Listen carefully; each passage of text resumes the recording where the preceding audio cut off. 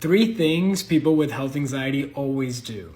Number one is that they avoid going to doctors at all costs. So sometimes some people go to doctors repeatedly, only get a clean bill of health, but then there's another type of individual that won't even go to the doctor because they've already made up in their mind that they know exactly what's happening. And they don't want to go to the doctor because the doctor is just going to validate some terrible illness, terrible disease where they feel like, oh my God, I knew this was the case and I only have XY time to live. And so what happens with these individuals is that their avoidance behavior gets so strong that they just avoid going to doctors. Well, if you don't go and if you don't get it officially diagnosed, well then technically maybe you don't have it, right? But really what happens is that they end up just going on Google and they just try to figure this out on their own.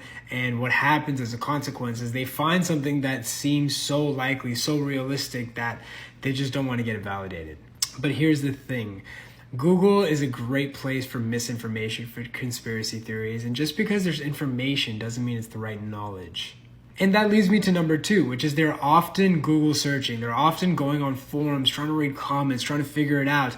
They start seeing people that have gone through something and it was cleared by their doctor, but it was something terribly wrong. Or they may feel like, oh my God, like this is something terrible and like I just don't want to even go to the doctor, and so I'll just figure this out on my own. And that's why the internet has kind of been a double-edged sword. On one hand, there's a great amount of information, but the problem is also it's too much information. And it's hard to tell what's right information and what's wrong information. The key is that you should never be looking online to figure out what's happening. Even though you may be feeling some anxiety going to the doctor, the best way to eliminate the anxiety is just by getting everything ruled out. It's very simple, but what happens is the avoidance behavior is too strong.